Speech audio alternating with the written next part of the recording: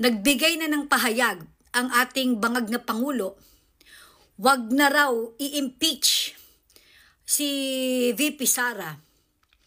Yan ang kanyang pakiusap sa Kongreso dahil si Sara naman daw ay hindi mahalaga sa malalaking usapin sa bayan.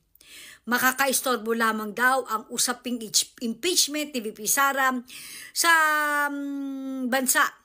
Kaya hanggat maaari, ang sabi ni Pangulong Bangag, wag nang file ng impeachment case si VP Sara.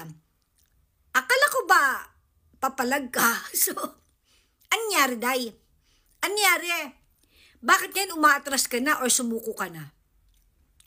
Or is it safe to say na dahil alam mong galit ang taong bayan sa iyo, takot kang mapalaya sa Pilipinas, takot kang mapababa sa pwesto ng sambayan ng Pilipino, kaya nag-iba na ang tono ng iyong pananalita.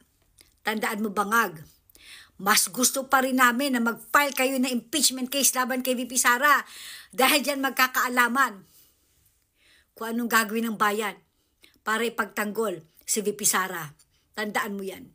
Hindi rin nakaganda yung sinabi mo na wag na i-impeach si VP Sara. Tandaan mo, hindi mababago ng sinabi mo yan ang pagtingin namin sa iyo, Bangag na Pangulo.